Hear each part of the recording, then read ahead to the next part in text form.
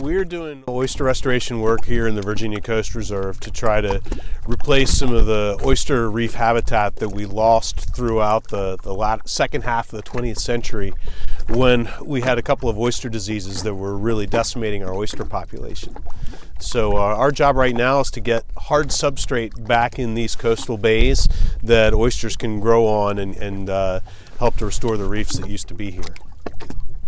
And the reason we're doing that is because these reefs are such important habitat for fish.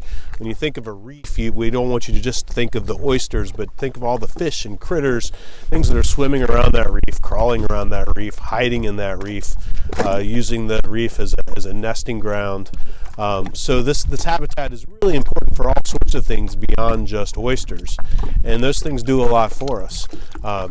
They help to support some of the fish that we like to catch and eat.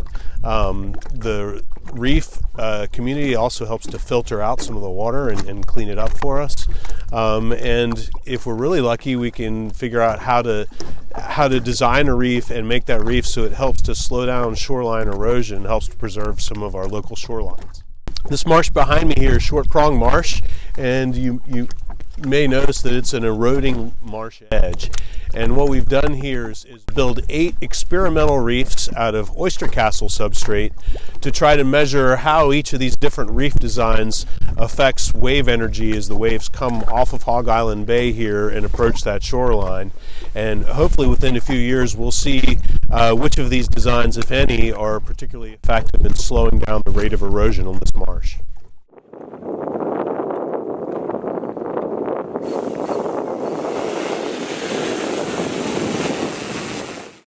The idea for VCR using a drone is to map shoreline change, oyster restoration, and hopefully monitor avian populations that are breeding out on the barrier islands.